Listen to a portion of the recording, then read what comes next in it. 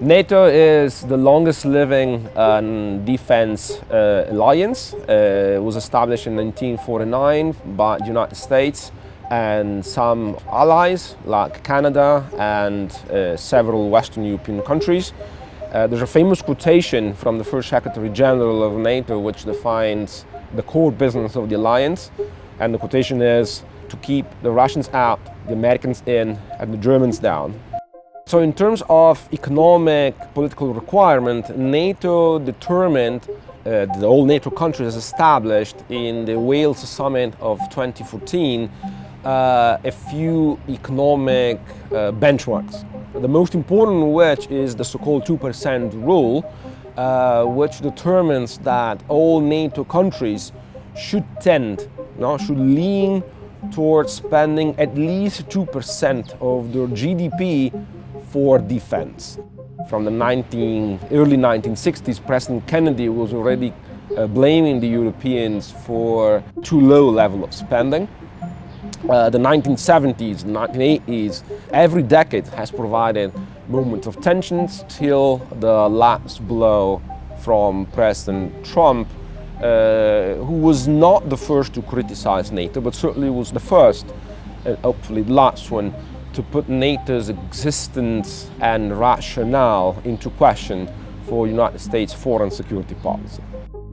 President Trump once again questioning the entire point to one of America's oldest alliances. Donald Trump raised exponentially the level of verbal violence with reference to Europeans, blamed of, in particular Germany, blaming of being a free rider, of being a net exporter as far as trade and economy is concerned, while being an underspender in terms of military and security. It seems that the US foreign and security policy with the Biden administration has gone back on track.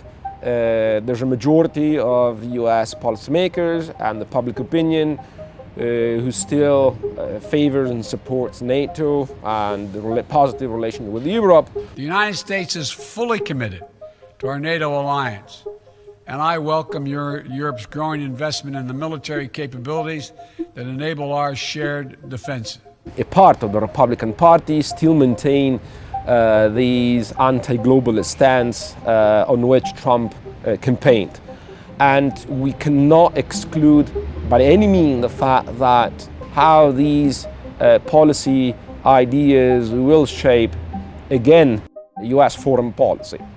So it's likely to see that for the future, the United States will pinpoint from a more pro-Europe, a greater pro-European, pro-transatlantic stance and a more hands-off policy.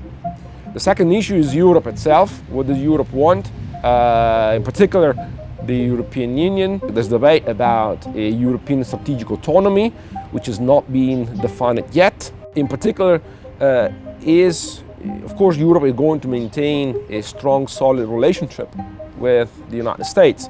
But how that relationship is going to develop with respect to Russia and in particular to China. The current, so to speak, foreign minister of the European Union, the Spanish José Borrell, have mentioned several times a sort of Sinatra doctrine that the European Union should do it my way. But what does it actually mean?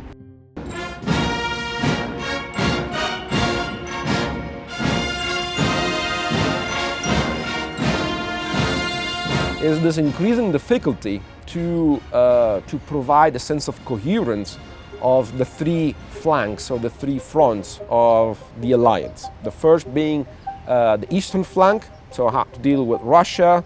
We have the crisis of Ukraine, potential disruption in Central Eastern Europe, in particular in the Baltic states. The second front is the high north or the Arctic, where we're seeing increasing proactiveness from Russia and China, a proactiveness that is reinforced by climate change. The fact that the Arctic pack is going thinner and thinner, this provides new highways for commercial routes, for oil drilling, but also for securitization and therefore militarization of the Arctic itself.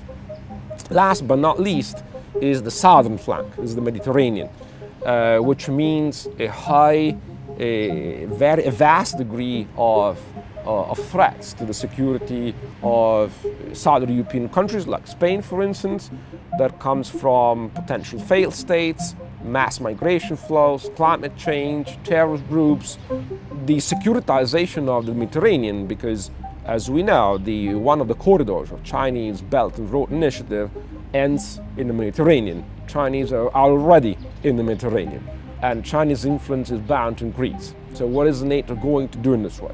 The future looks a bit brighter, but there are still lingering questions to be answered.